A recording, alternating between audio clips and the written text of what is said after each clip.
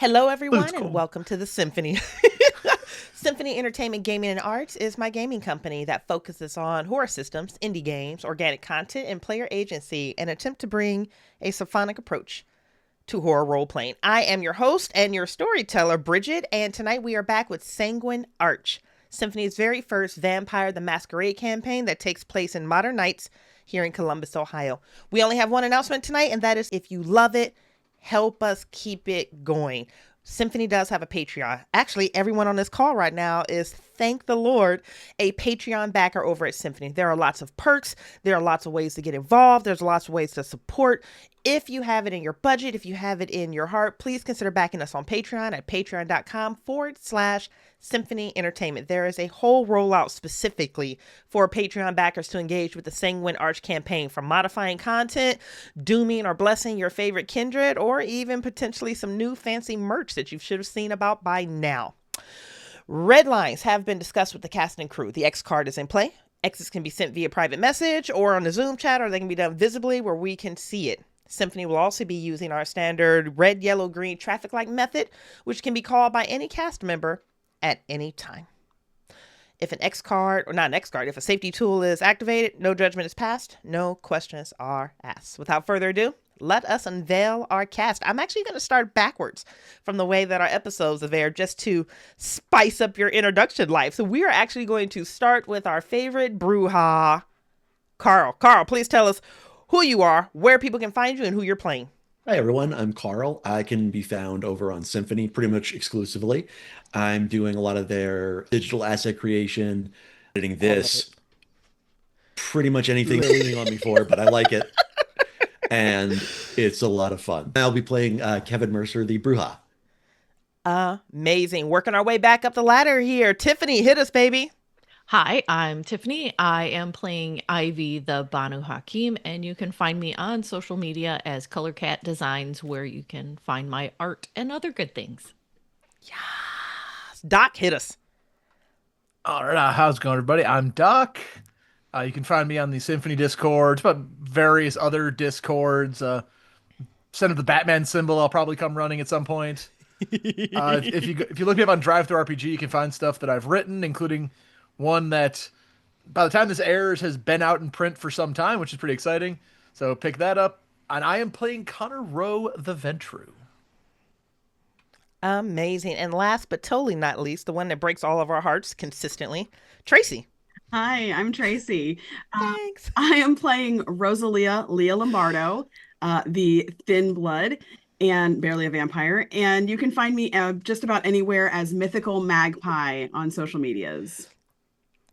Absolutely love it. Cast, welcome back as we hop into our next episode. For our viewers, welcome to Sanguine Nights.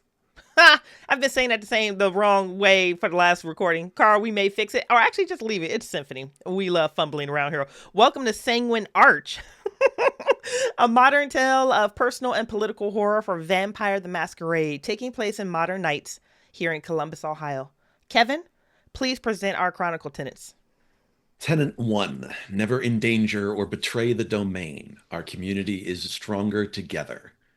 Tenant 2, unapologetically defend the traditions, they keep us safe. And Tenet 3, ambition is rewarded, liabilities are destroyed. You're not entirely sure when, in this shared moment, Gloria began to occupy the seat next to you and began to play the piano with you, but she's been there either for just a moment or possibly for the last 10, 20, 30 minutes. Time gets very weird around her, depending on the intensity of her emotions. And as you can smell her vitae on the air, as you can see the dry blood where she's practically pulled her hair, the follicles out of her scalp at such an intensity that she's causing herself to bleed, time feels a bit weird here. Or perhaps it's just the proximity of being near her. There's a certain level of intoxication that Gloria exudes in her radius. You two are catching up on that event that just happened last night, which is one you're still not quite entirely sure what all happened, but you're piecing through it. And at least for this moment, either Gloria's affection for you or her loneliness is making her operate at a level where she's willing to engage with you conversationally and at least approaching it with some degree of curiosity versus disdain or heartbreak or withdrawal. And she never said anything. She never told you or any of the others why the three of you were brought to her first? Not that I can think of. It just, I don't know.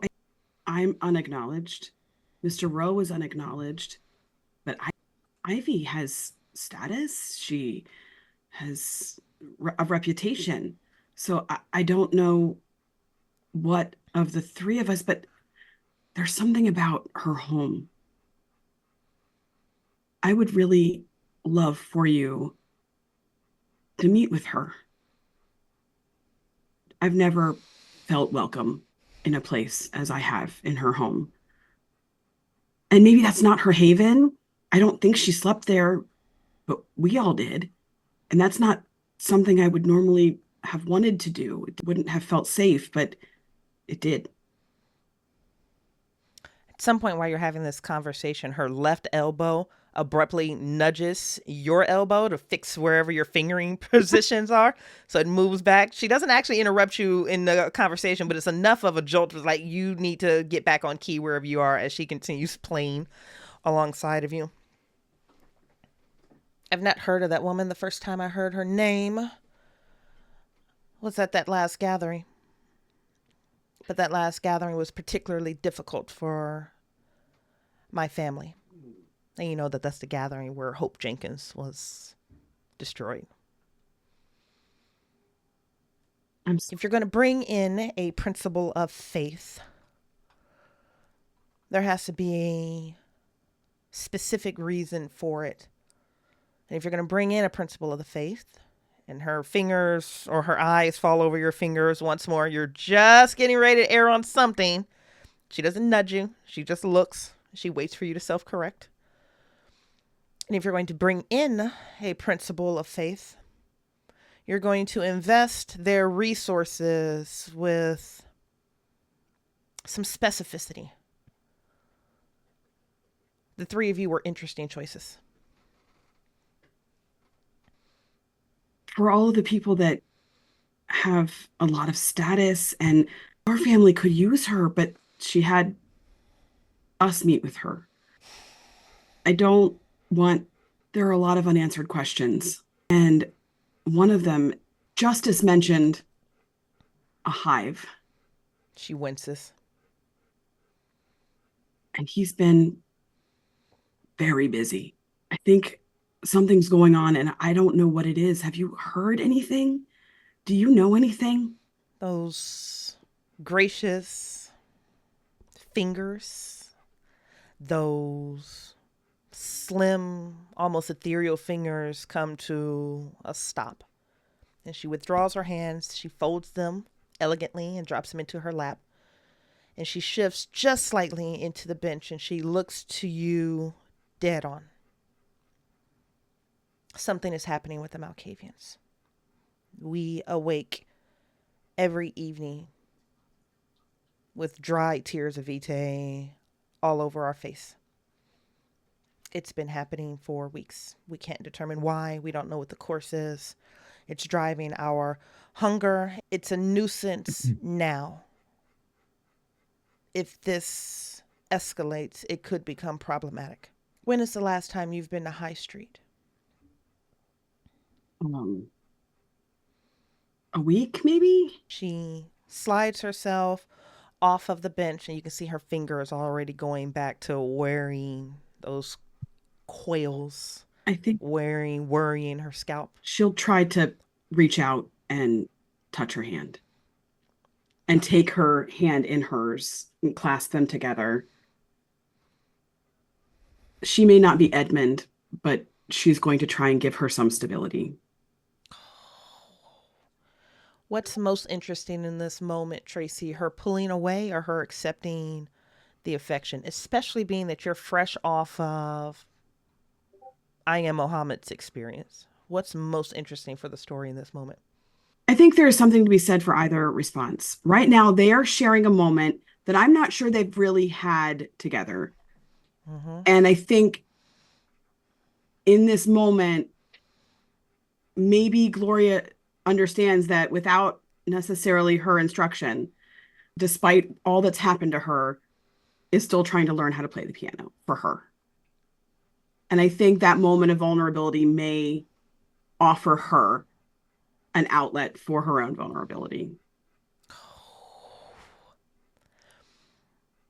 Your hands are clasped. It's an interesting dynamic to be the one that's of sure foot and more confident between the pair of you.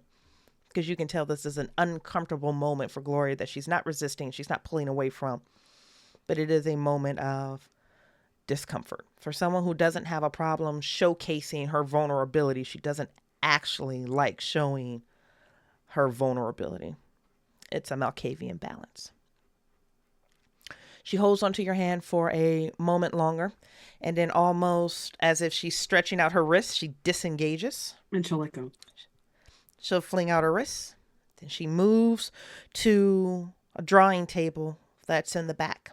Looks like something that she or someone has been working on. You can see the shaved pencils. You can see some type of parchment paper or some type of paper there. And it's settled and nestled beneath one of those thin covering layers of paper. Mm-hmm. And she very gently pulls that back. And what you see is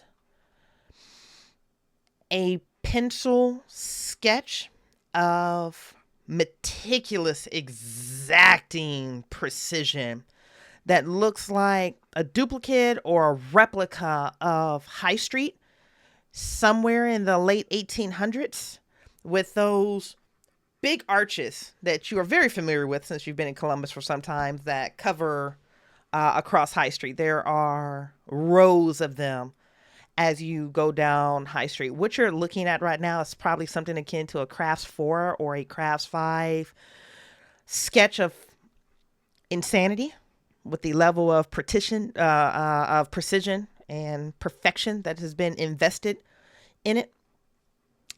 Even looking at it makes you almost wonder or think of your own cognitive ability to comprehend what you're seeing. Although there's nothing marvelous or unique about it other than the fact that it's just a view of High Street from the street going down with the Lincoln Building and several of these arches. And with a long, pointed, sharp red fingernail, she says they were originally installed in 1888. They were used for lighting during the National Grand Army of the Republic Convention. This was a massive convention here in Columbus, Ohio. It brought in nearly 250,000 people. These stayed for some time, although they went through various iterations, including when Columbus attempted to bring the streetcars through downtown. That was short-lived, naturally. And the way she's speaking about it is as if she were here when this happened. And then sometime following that, this must have been the 1990s, maybe the early 2000s, these arches were eventually erected. They were an expensive investment for the city. They were meant to be an aesthetic, but they were also meant to invite individuals to see the spectacle. Malkavians are weeping when we see these arches, and we don't know why. Would it be okay if I tried to look into it? You'll be in some good company. Several of my family have launched formal investigations as to what's happening here. I don't know if this is connected to the things that are happening, but at this point, it feels foolish to believe or suspect that they are not. But I can walk around in the day. Maybe I know. will help somehow. Your playing is getting better, but it still needs work. You should practice not just here, but when you're in between visits as well. Yes, ma'am. I don't have the time to invest in being your instructor. You should be coming to me for me to fine-tune your performance, not to cultivate it. Yes, ma'am. Yes. Her left hand is lazy. And she spins away and she walks away from you. Of course. Yes, ma'am. Knowing that that moment of openness has closed. That window is closed for now. But actually feeling incredibly hopeful at the moment we did have. She'll take it. Miss Gloria, would you like me to have dinner brought into you tonight? And Miss Gloria dramatically collapses back across the chair and she just waves a hand in dismissal to you. Maybe that's yes. Maybe that's no. Maybe she's at a point in this moment of her emotional navigation where she just wants to see what you do with that information, but you can feel that she is finished one way or the other. I'm going to go meet up with some allies and I'll be back later. There's no response to the purple-gowned woman on the couch. But at least she's not staring at the piano. She's looking up at the ceiling. That's progression. She'll take that dismissal. She will grab her handful of garden flowers and stick them in a nearby vase and make her way out. Perfect. Table, how do we feel about we're all at Rusty Nail? No. Leah has arrived. And at this point, when a stranger walks in, Liz looks at you and just points at a back table. She doesn't ask your name. She doesn't ask what you're here to see. At this point, any anomaly she's just going to assume is with Ivy, and then Ivy can sort that shit out herself. Miss Liz is going to shoo me over. However, I have to. I'm sorry. I'm Leah. Your name? Doll, your party's over there. Oh, does she have a name tag? At Rusty Nail. She's got a. They don't even have dive bars menus. you been to. They got name tags. She's got. You know what? She should have a name tag. That would actually be the most hysterical thing. That'd be the one good thing about Rusty Nail. It's the only thing in there that's polished to a shine. And it's not even her name. Deborah. I think that there's a moment where she panics, but smiles and then goes over to the table. Fuck is Ivy going through this week? And she wanders around and eventually she's going to bring you your 2 dirty shot glasses of whiskey. And the group is together again. Nice. Do you know her name? Oh, that's Liz. Perfect timing. Can you still eat? Yeah. Perfect. Here you go. He'll slide the burger over to her. This rare fucking burger. Yeah, it's just a blue rare burger. I don't even know if the buns are fresh. I have no idea of the provenance of the rest of it. But if there is anything that, at the very least, we know as an out of character piece of information, is that Leah will eat. Leah will eat. Leah be eaten. So I think after she understands that that woman's name is Liz, she'll accept whatever is, even the whiskey. She doesn't drink whiskey, but she'll take it and she'll knock it back. She'll first one back.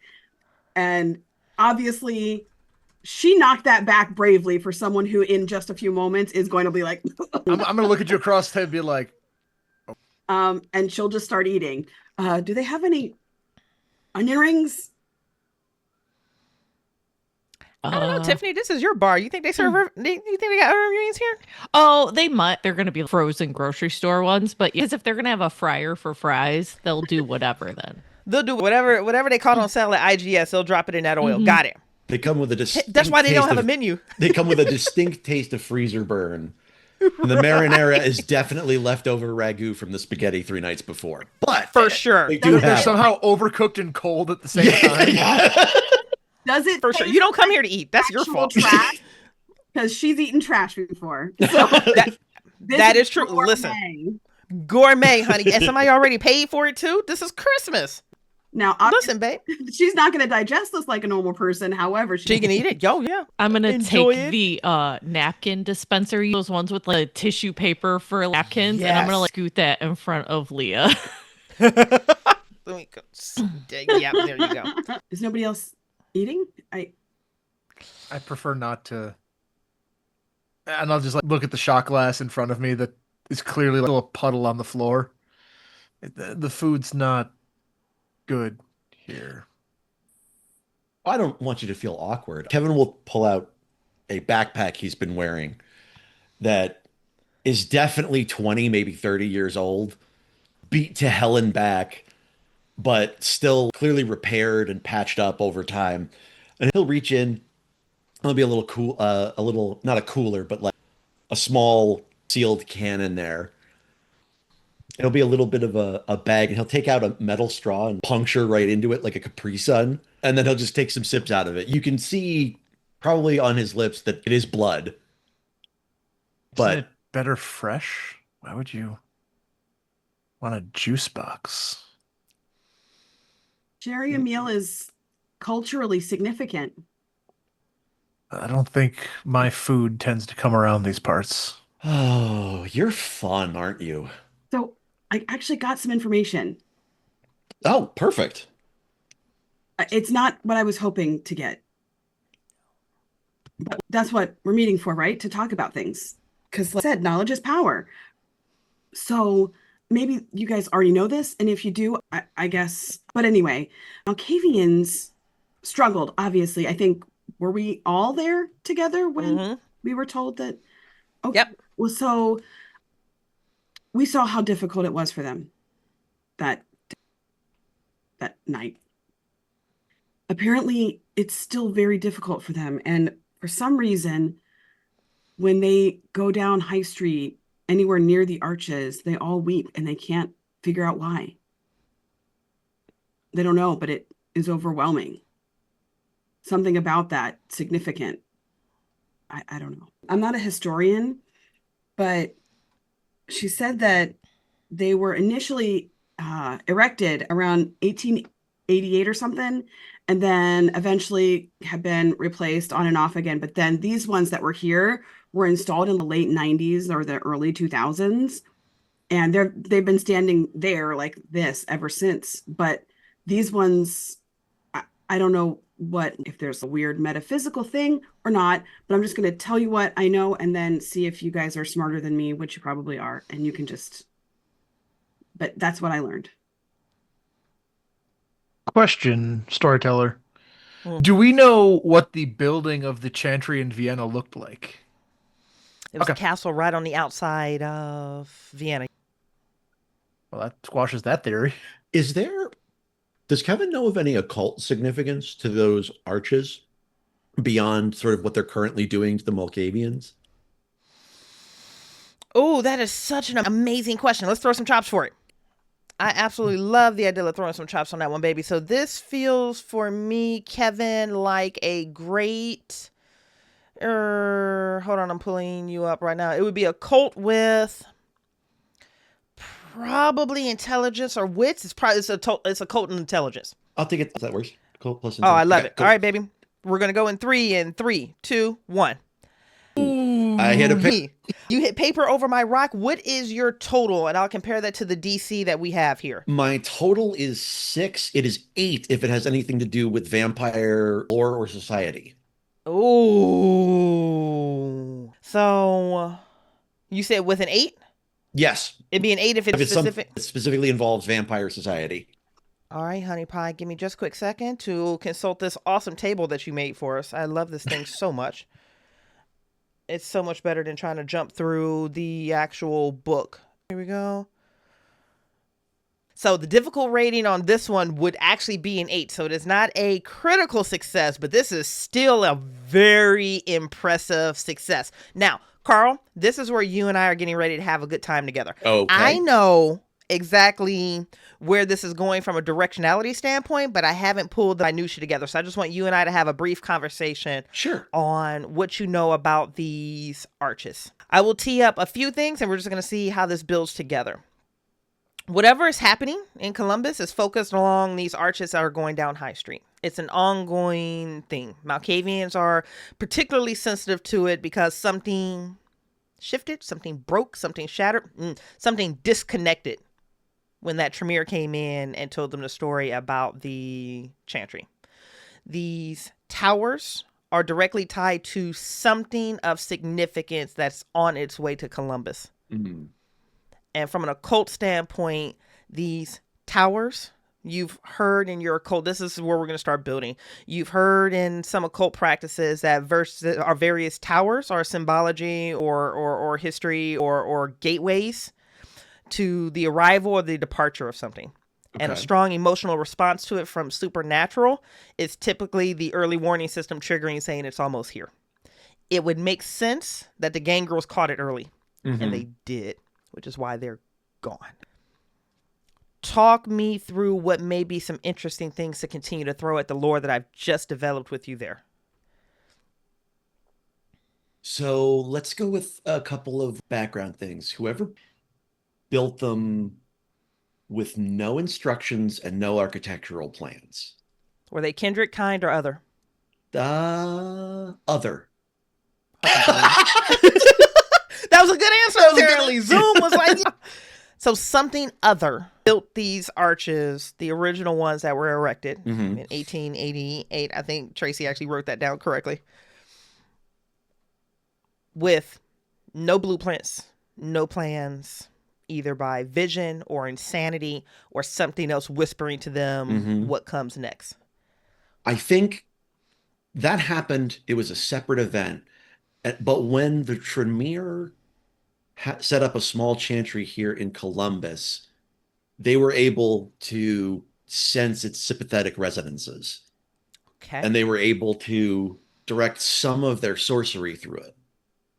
I feel like it's either a beckoning or a lightning rod to either call something or ground something out, and maybe we don't know yet. That's chef's kiss, and that's good enough for me, baby. Sold. That's what you get on your success. Brilliantly done. And that's what I will tell the rest of the group. There's a lot of theories about those arches, but those are the ones that I think were probably most relevant. I still don't understand why I'm here. Same. If you needed somebody to serve the domain, why call the Scandal of Columbus? Which one? Accurate. I said clearly they need one of us to do something. Why bring a thin blood except for fodder? Well, I guess the only thing that concerns me about that is that Leah has mentioned more than once that there was a nest. That means breeding or of the sort. That can't be done. She cannot do that. A nest of what? Me. Thin Rats. bloods. Yeah. Oh, thin bloods. There's a lot of different potentials that nests could refer to. Who has the highest intelligence at this table? I have Probably Kevin. 3. I see 4, 3, 3, and then 2. Kevin. I has the dumb. You also brings the death. Yeah, True. Don't need You don't need to be everyone smart for to that. do stabby. You got a whole brouhaha over there for that shit. Let him think. You're point and kill. Everyone has a lane. You're also the spice at the table right now too. You're lying to eat full spoonfuls of ginger. Like, it is delicious and horrifying, and I love it. Kevin, you have the highest intelligence at the table. 2 connective pieces weld together that you feel, at least in this moment. Okay. You weren't aware that there were nests of thin bloods running around. Thin bloods can't reproduce other thin bloods. They're an accident. They're an anomaly. They're a fuck up. They're a mishap. It's usually when some 14th or 13th generation vampire attempts to do an embrace and they just barely get it off, and the product is a fucking thin blood. Nests? There are thin blood nests in Columbus? What was Nia Glass's very first appointment when she took Praxis? She appointed a scourge. And a scourge's entire purpose is to kill thin bloods. Direct connective tissue here. Either she knew that there was a thin blood population problem coming or ongoing, She knows that they're breeding, or she got wind of it and she appointed an office to immediately go out and do extermination. But that was her very first appointment. So because I, Carl, don't know, what is the Vampire Society's opinion of a problem? Hey, thin bloods. Tracey, you want to drop out of character and coach us? It depends on, I know that there are a little bit different versions between which by night studios and things like that. The problem with thin bloods, first of all, is that they're not really vampires. There's a couple of threats on several levels. One, I can stay awake while y'all are sleeping. There is nothing stopping me. I get sleepy, but I could stay awake if I wanted to. I can be out during the sun. So I pose a direct threat. I'm of you, but not one of you.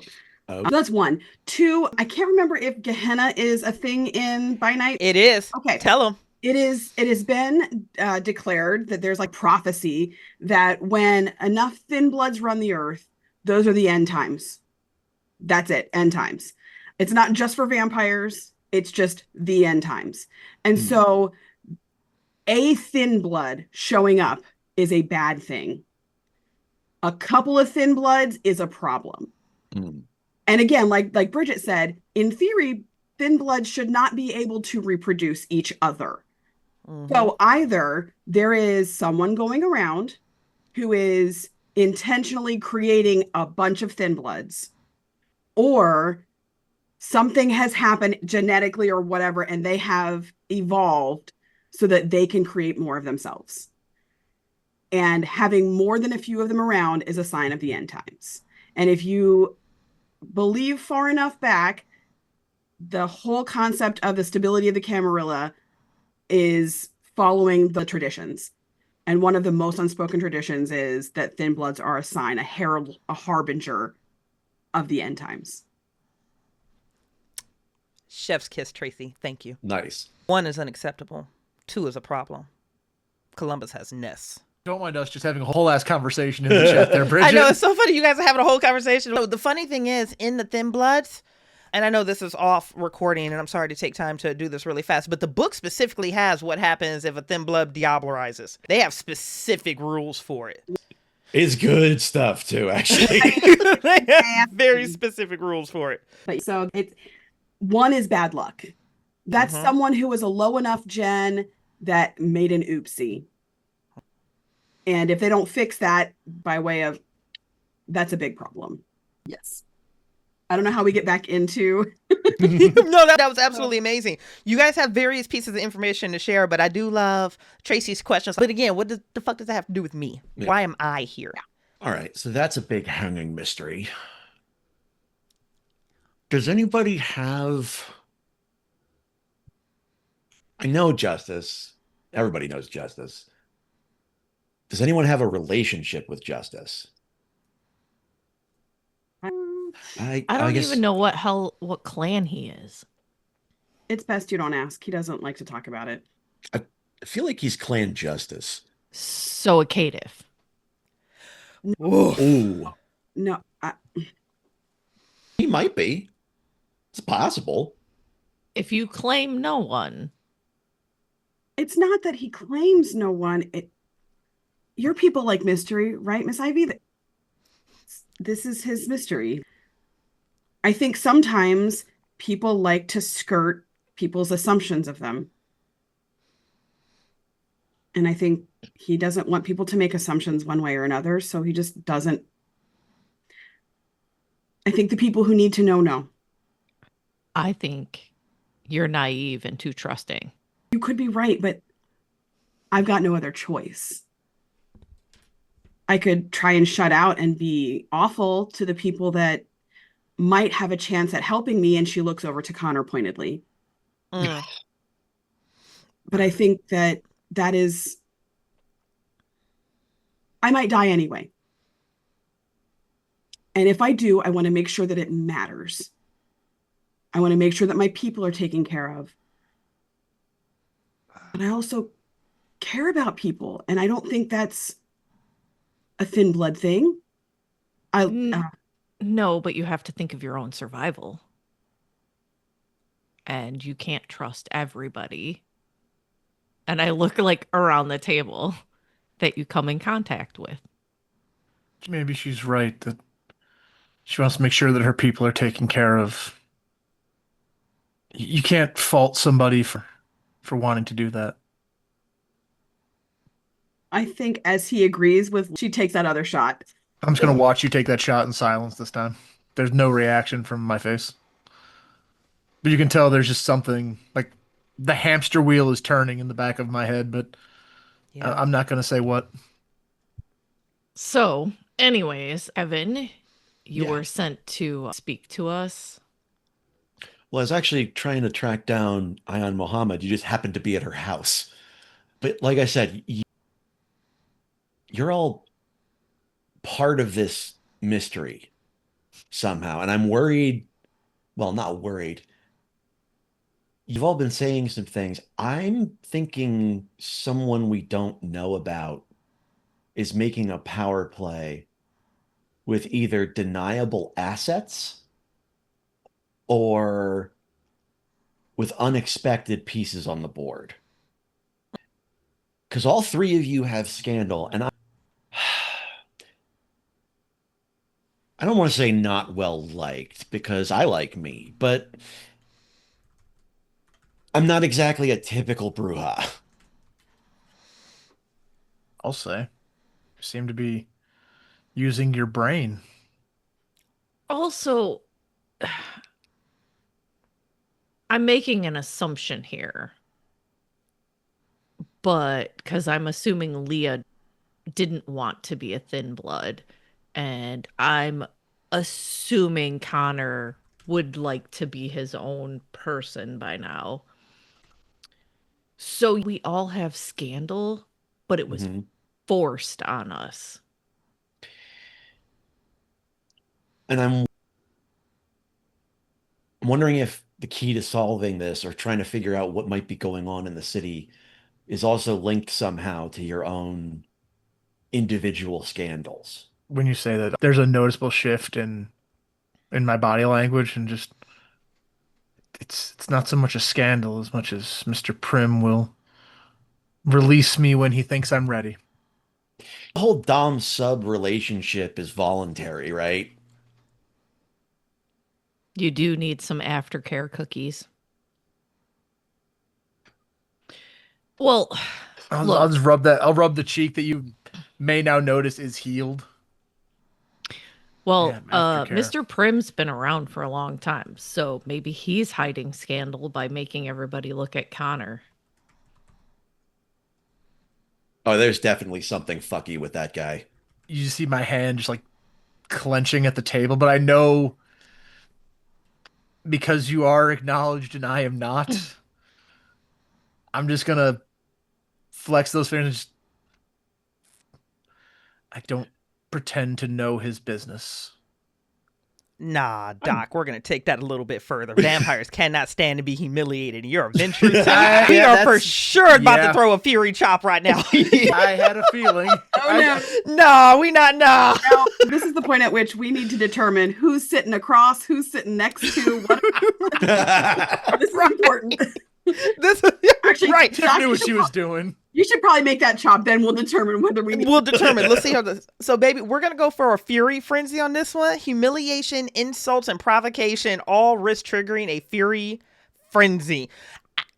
There's no way. I almost got you in the last episode when he was like, "I don't talk about bad things." We're going for it, baby. We're gonna roll in 3, 2, 1. Storyteller hits scissors. And Connor hits rock. Your beast is on the way up, and you're getting ready to turn. What's the name of this bar? The Rusty Nail. No. Inside out. Talk us through what happens at the table as you are able to drag your beast back into submission. There is a flash across my face as you just keep talking shit about Mr. Prim, and it is, you see my shoulders go up and the knuckles start to crack at the table. And then I think back to something that happened yesterday when we were sitting by the campfire. And I whatever Ayan Muhammad did to stop that fury, I take a deep breath and say, please use some respect on his name. It would be in your best interest. I may be his lapdog, but a lapdog can still bite. There we fucking go. That's a Ventru. Good to see you still have it in you. Deal. I have more questions, she says, trying to change the subject. So I have, since you're the first vampires that have actually, she realizes they've been talking really openly about vampire stuff. Kevin is out here sipping a sippy cup out of blood with blood running through a straw. We're talking about clans. Oh, sure. Yeah. No one in the Rusty Nail gives a shit. Are we? This could be the usual patronage. I'm the one who stands out in the suit. Are we okay here? I don't want to endanger the masquerade. Look around. How many people are sober here? I don't even think Liz is sober. No. For sure she's not. I just want to make sure I'm defending the traditions. That's all. Well, and how many people are actually close to us? Not very many. Oh, so you're the first vampires that have talked to me, really. Justice and Miss Gloria notwithstanding, but when they sent her to all of those domains, how do we know they weren't following her? They sent her to every domain. I've been wanting to ask anybody. How do we know they let her live? Easy enough to reach all the kindred at once. I'm sure it's easy enough to track them. And I'll be making eye contact with Kevin at that. It would be. All they need is I don't know, RFID chip somewhere on them. They wouldn't even necessarily notice it. They probably don't even need that. They probably already did follow her. I already assumed that they were here. So then it's possible that we also have to worry about hunters that weren't even afraid of fighting during the night. The scariest freaking magic vampires. Something like that would have taken a long time to set up. I don't want to assume a level of competence. Also, frankly, doing it at night, if they are what I think they were, that was a stupid move. But they did it. Oh, and it's impressive and it's big and it's scary and it's a stupid move. Because if you could do that, why play your hand that early? Well, all I'm saying is they did that, and then all they would have to do is follow someone's phone. Traveling, they stop for 2 hours. Where do they stop? Then they travel. They stop for 3 more hours. Well, my assumption is that if they have the resources, what they're going to do is they're going to target the highest people in the society and then work their way down, because they only have so many resources. So you can't assume that they're going to go against everybody. So you work high and then you get rid of the easy targets later because we are less of a threat. Better way to attack an entire area by taking down the Tremere Chantry, and then suddenly Vienna's destabilized. Vienna's in disarray. They're trying to figure out their Tremere problem. Word spreads to the rest of us. They're tracking us to all of the Elysium meetings. They very likely are already in Columbus at this point, waiting to make a move. Oh, almost certainly. Speaking of, how many of you have alternate IDs or anything like that? Spy names? No, just second passport, dead ends in government agencies, that kind of thing. Passports? I'm good. I figured you'd be good.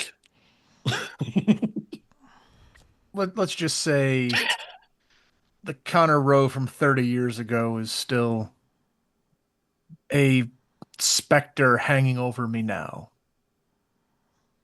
So that's going to need to be 2 fake IDs I got to work on. Good to know. Why? Where are we going? Oh, we're not going anywhere. It's called target hardening. Right now, you and I are, and Connor's asses are hanging out in the digital wind. I didn't like it when I said it either. Oh, shit. I think now I have more questions than not. Do any of the rest of you have things? Look, I know it is difficult to trust. That is not what we were set up. It's not what you all were set up for. But I think we've got 800 different things that are possibly threatening us. And if the higher ups aren't telling us, maybe we could help each other. But we have to trust. Trust isn't something that comes easy for me. The last person I fully trusted is dead. I'm sorry. I'm not asking us to trust that everything. So, 2 of you I slept next to last night. It would take nothing for either of you to end me. And I know, Mr. Rowe, how you feel about me. You could have, but you didn't. That wasn't my decision to make. And you and I both know that with this accounting, if I were to even so much as lift a finger against you, it would end very poorly for me. But all the same, I could have stayed up and left. I could have stayed up and tied your shoelaces into knots. Sharing a haven with someone, even temporarily, that's a huge level of trust. She helped us with that. And Ivy looks away when she starts talking about sharing havens. But look, some of you have sires, and actually, you all, I think, maybe, if I remember correctly, have sires. Are they answering your questions? Are they telling you what's going on? I think you answer. Mine is. We talk pretty regularly these days. And you can almost see a flash, like almost wanting to say that must be nice, but stopping it before the first word comes out of my mouth. We definitely all felt it in our souls. That must be nice. Ivy just sits there quiet and stone face. So I had a friend who was not a vampire, obviously, but he was different and showed me that you don't have to capital T trust everybody, but you should give everybody an opportunity. Here, aren't we? I think we could help each other. I think you're right. I start looking at the exits. How do I get out of this conversation as quickly as... If we're going to be thrown together like this, Ivy, was it? We could use somebody with your skills. Your reputation does precede you. I take payments. And I'll just...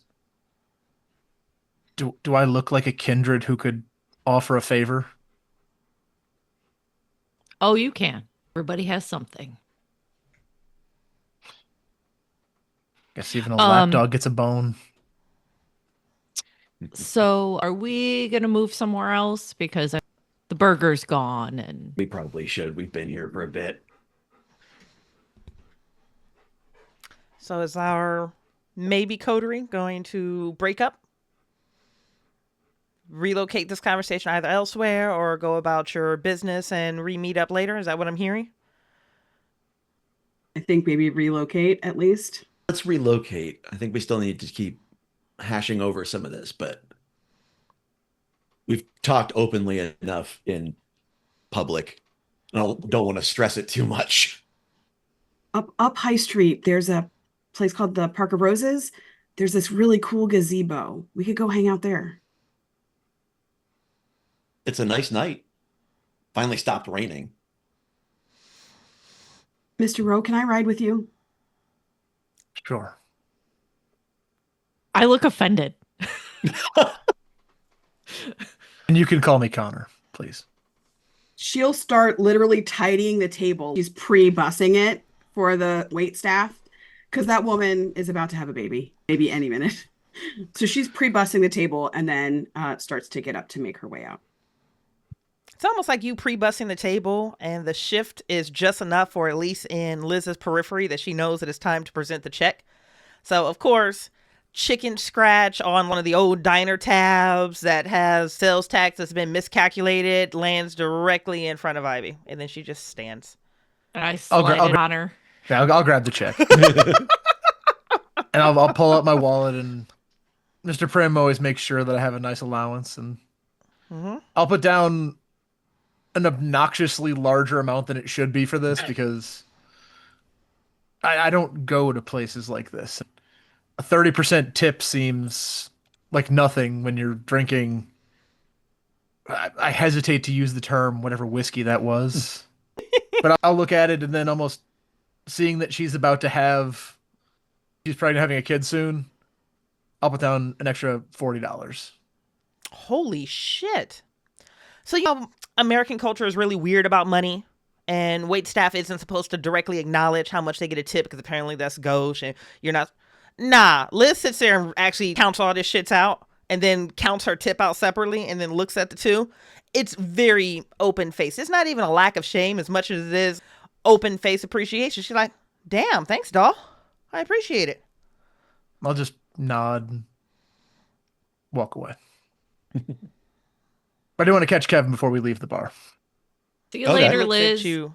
Yeah, bye, Ivy. You can bring that crew anytime. Oh, I know. She waddles away. She's like, baby's doing a couple.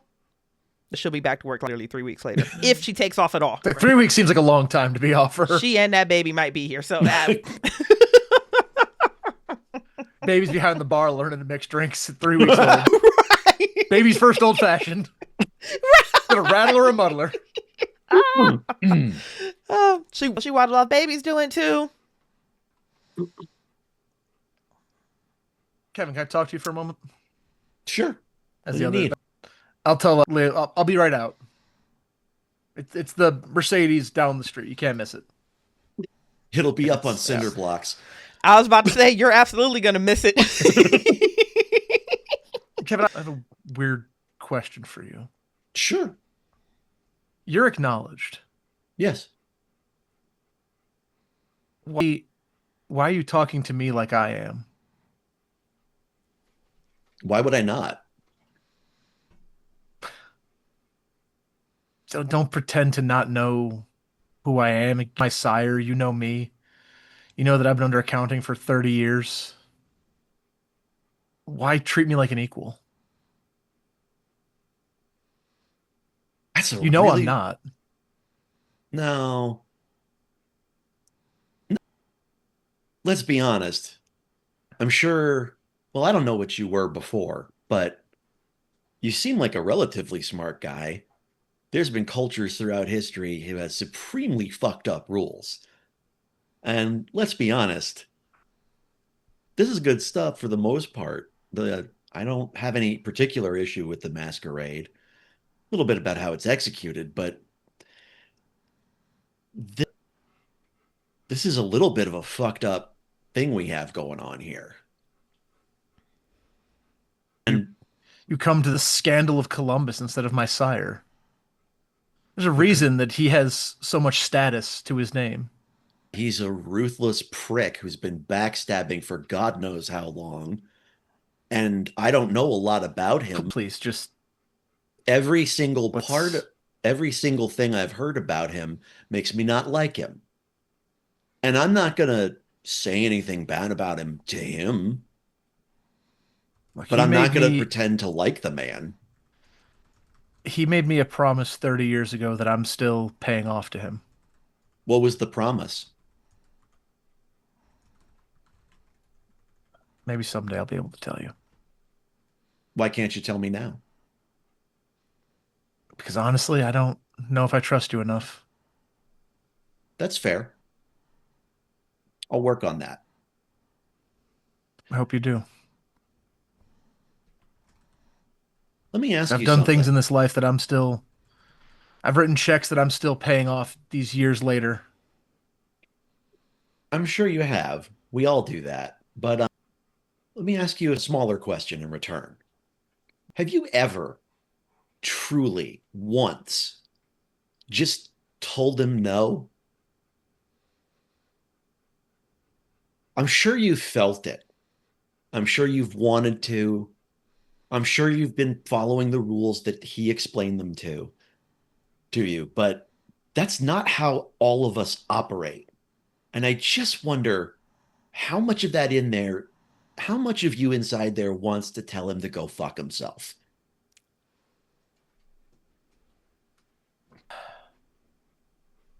You can tell me later. You don't have to tell me now. Just think about it. No, it's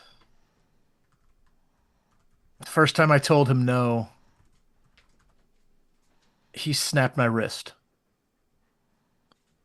And when I went the next day, I had a ghoul of mine bring me my dinner, and I began to reset that wrist. Mr. Prim looked at me and said, "No, you don't deserve to have that hand." And you listen. Telling him no it's a challenge. Maybe it's talking to Ayan Muhammad that she told me something there. If you were looking for her, then maybe she had something to tell you too. It certainly seems like she might. You want a level of trust? You know what she told me? Sure. That I'm not just a boy. Makes For sense. the first time in 30 years, I fucking believed it. Good. You're a Ventru. You're supposed to be kings of the night.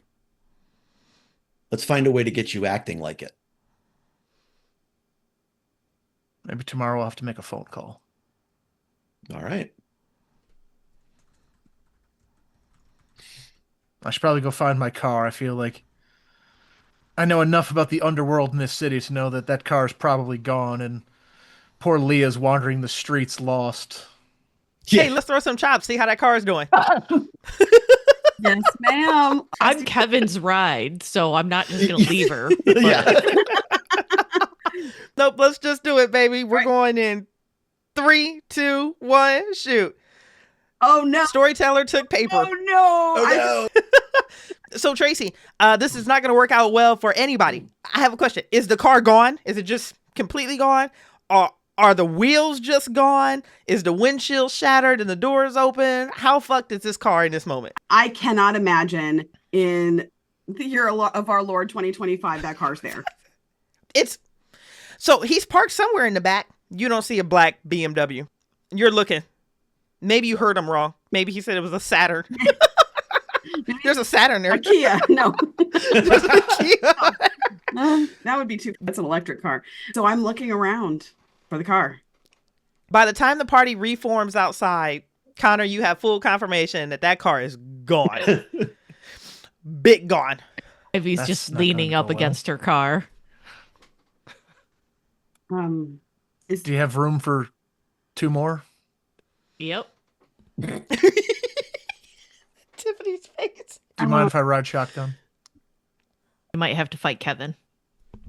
Nah, he can have this one. Thanks. If you want, I can declare it stolen. I have some friends at the police station. I have some friends who could probably find the car. I have some that can find it legally and they won't hurt anybody. They might not hurt anybody. Where's the fun in that? If they're guilty, then they should be punished. Anyways, get in. Such a great conviction activation. It's so good. Oh, that is absolutely amazing. So we are all piling into Ivy's car. And we are heading to the Park of Roses, to the great gazebo that's sitting there. I guess. Carl, throw a shot with me. All right. Going in 3, 2, 1, shooter. I threw scissors. I threw scissors too. We're good. Move on about my day. I don't like Tracey. that. Everything is fine. Y'all are good. Tracey, describe to us the Park of Roses in spring, fresh off of some spring rain, and the gazebo that we're going to. Because Bridgett knows, but I want to hear your impression of it. So behind off of High Street, there is the Whetstone Public Library. And you can drive past it down a road and it winds a little bit around a park. There are tennis courts, there's open fields where wildflowers grow. And I think it's been raining a lot. So I think air is thick with the smell of petrichor and soil and things that are growing. It's the earth's universal sign of promise. And so she would encourage recommending pulling over at this one spot because they don't check as often here after hours. And then we would walk. And if no one else is particularly familiar with the area, she would lead through the woods outside of the places where there might be lights, where people might have security cameras. And after we cut through a wooded area, we walk over a stream area and up into this largely open space. It opens out. And there are hedgerows that have begun to start to blossom. Yep. Things starting to grow. And in the center of this open area is a gazebo. It's got 2 stories and a spiral staircase. While we are walking, I put my hand on Connor's arm a little bit, asking him to fall back just a second. I will. You said you had people too. Do you not know who I was in my previous life? I've been dead weeks, bro. And the name Connor Rowe never left the news cycle in 30 years. For people who have TVs or newspapers. Let's just say that there are still people out there who are wondering where I am. Well, Mr. Rowe, you're new to me. You can start fresh with me. Whoever you were doesn't matter. Unless you want it to. Whoever I was is a part of who I am now. It's the reason I'm here. But it sounds like he's holding something over you. Can I help? Do you know anybody in New Jersey? I can find somebody. I can meet somebody. And I'll pull out a sheet of paper with just an address and say, I'll fold up some of the seeds that are still in my jacket pocket and then say, mail this address for me, will you? She'll literally take the paper and stick it in her bra. Things can fall out of pockets.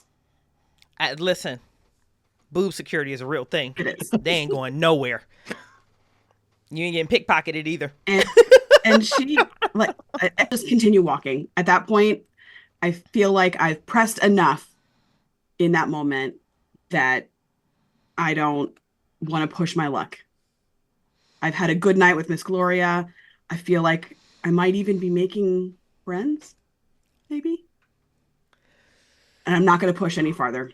So then I continue walking. Yeah. The four of you arrive to the gazebo in Whetstone Park. You're able to settle down into the quiet and the still of the night. All right. So we've got a lot of elements in play here. What do we want to work on first? I know. Finding out what the hell's going on here. Well, yeah, Kyle has ways to get insider information. Could stalk around and see if I can find some hunters. Okay. Like face, because, Their existence. See if Right, if we yeah. can find them in the city. maybe pick out, many. You say you track traditionally, or do you use more modern methods? On where? Okay. Out in a natural situation, then, use natural. But here's the thing is, like, won't be hard because Columbus isn't, and the places at least me, I go to, like, are going to be strange. How that bar looked at you guys. True. Why wouldn't they look at us? Been true. But the I mean- point was to be there and be safe. So anyways, I can talk to Liz and see if there's any weird, other strangers besides us. She knows I'm a regular. Will notice stuff like that. You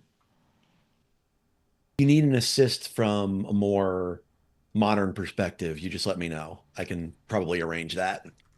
Well, I mean, do computer stuff. I mean, cameras and that we know are haunts, so to speak.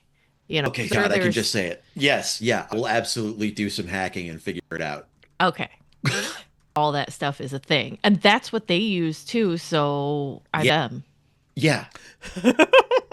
Keep an ear out among some people and see if anything's moving through let's call them networks. Well, and like the best part, remember, this is a compliment, not an insult.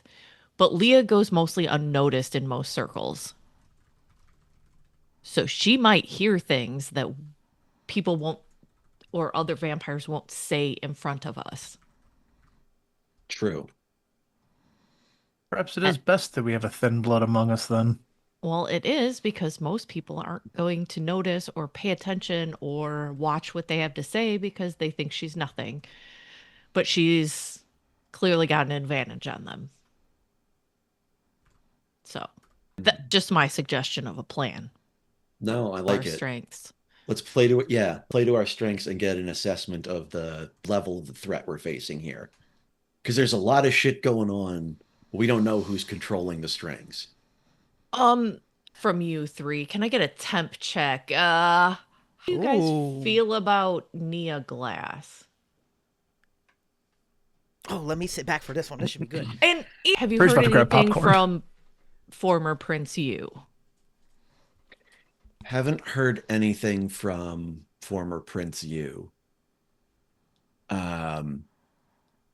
Using my resources, I don't have a lot of resources to my name, but I haven't heard anything about them.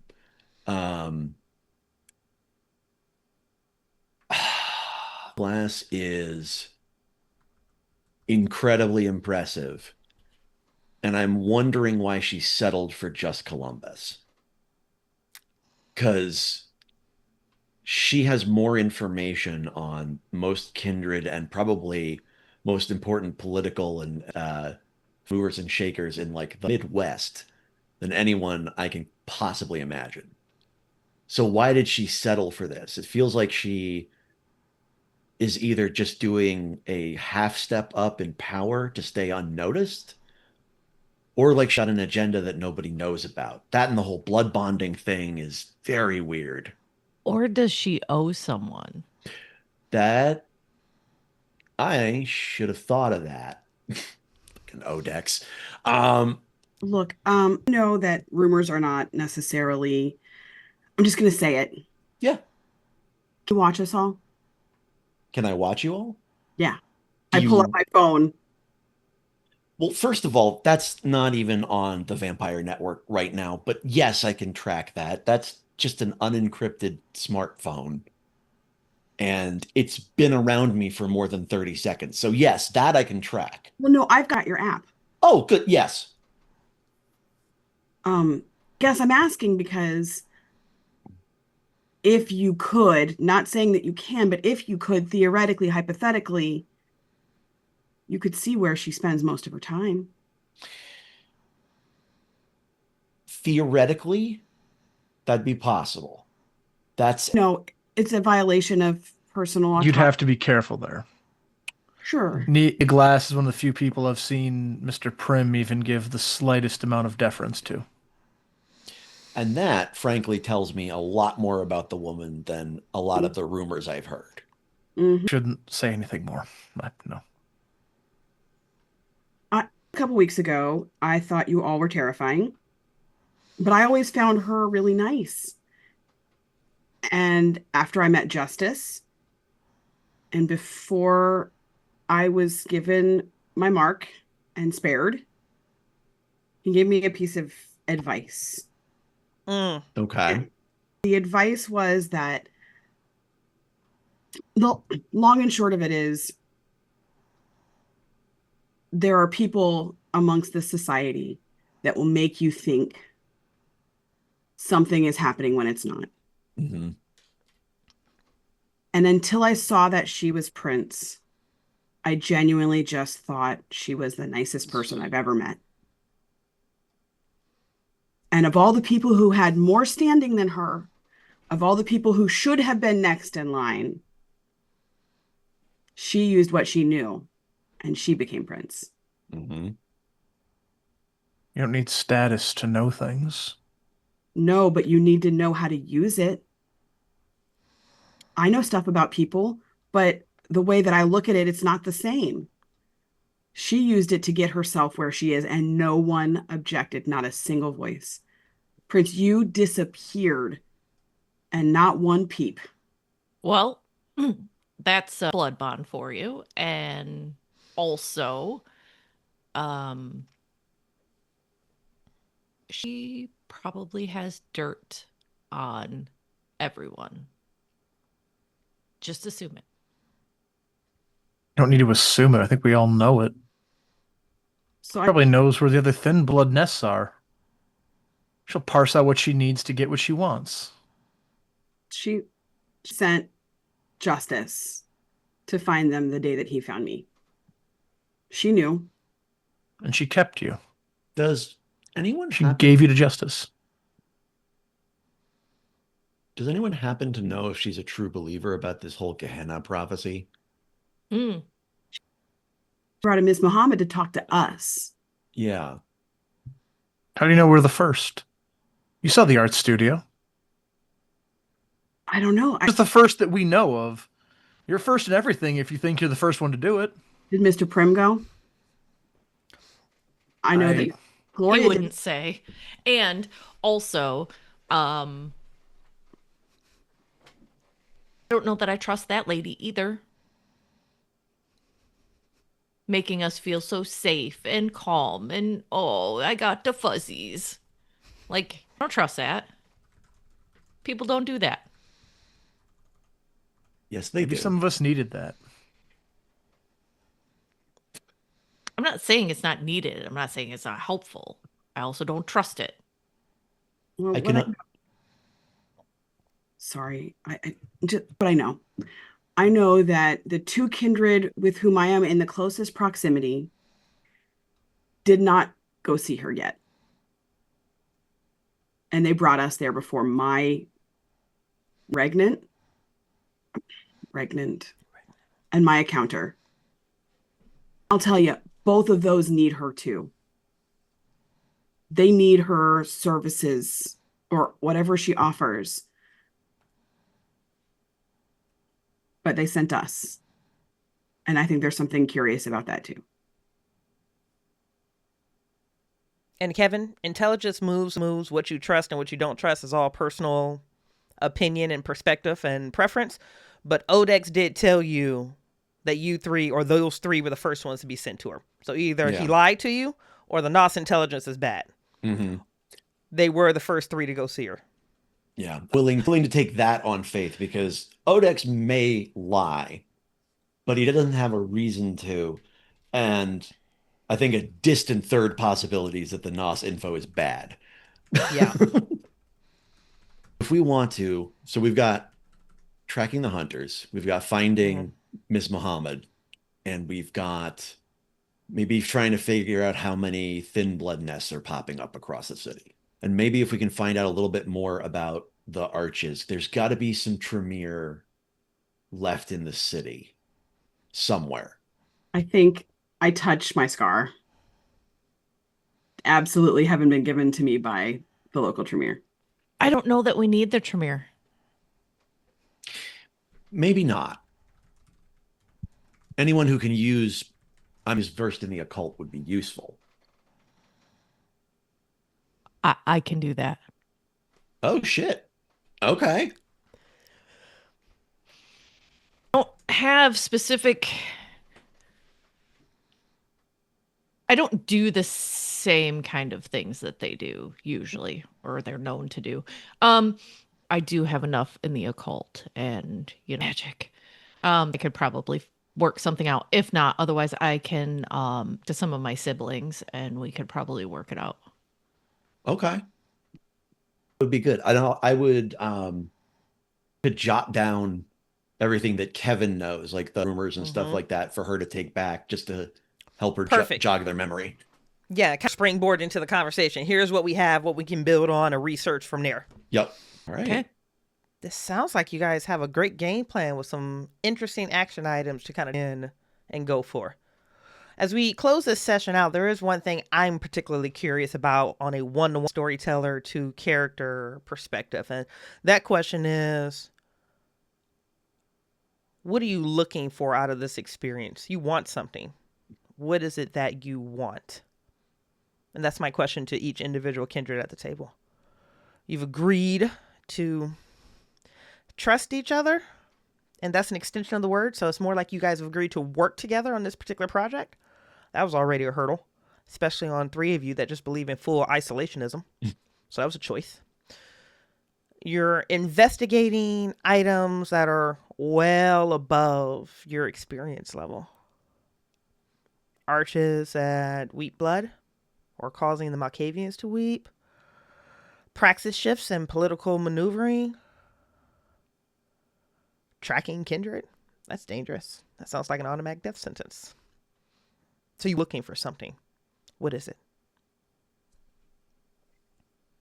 I know for Ivy, we'll do anything and pull anything out of anywhere to fuck over Nia Glass.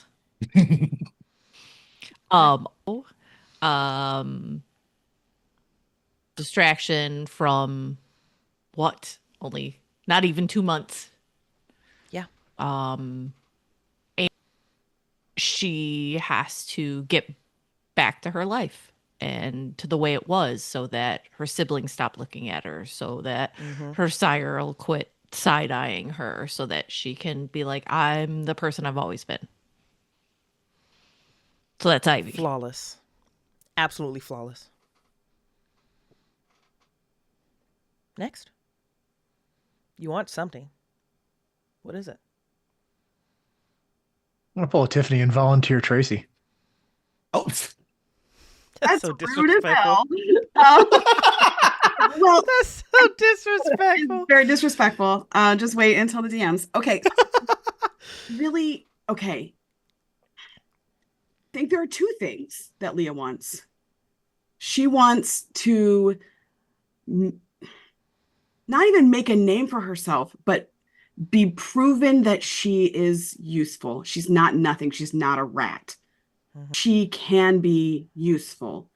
And I think the thing that is driving that is she just wants to make enough to see her mom's okay. They may pass from old age as far as she hopes. And after that, she does not care what happens to her. She wants to provide. So those are her Well done, Ivy. Now I'm passing Or the hat. Leah. It's okay. Now I'm passing the hat back to Doc because screw him. Disrespect continues, and what I want out of this is probably the most stereotypical Ventru thing to say in a single word: power. Hmm. Something is happening in Columbus that I was picked for this group, even though in Kindred Society I'm not acknowledged. But there's a reason that I was picked for this, which maybe there's some deeper purpose, but if I can manage to figure this out, I could gain more than I think I can. Hmm. There's something to be had here, and that something is clearly, if Nia Glass is toppled, Praxis is up for grabs. That leaves you, Kevin. I think what Kevin's looking for in this instance is leverage. Long-term plan doesn't work without leverage on some of the major power players in the city, and ultimately helping Celeste with her current plan. Mm-hmm. If she's going to become what she said she wants to become, that's a huge benefit for Kevin, and probably the first genuine full step that he's going to be able to take towards enacting a plan that's been boiling at the back of his mind for the better part of 2 decades. The camera pulls from our coterie, I should officially call it now, of Kindred in Whetstone Park, lounging in a wet metal gazebo as the ground is already starting to populate with that fog that comes with this time of year and the rain. And as the camera pulls back past the arches that line High Street and move towards the north side of Columbus, a plane lands, coming in from somewhere. A passenger debarks. They're standing at the carousel, a woman. She's rapidly typing on her phone. She's very aware of what's happening to her right and to her left. Almost heightened awareness of everything that's moving around. A red Donnie suitcase comes on the conveyor belt right outside of gate number 2.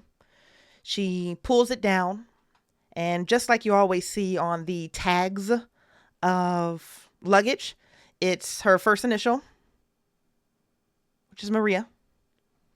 It has her last initials, which is De La Cruz written out, or her last name De La Cruz written out.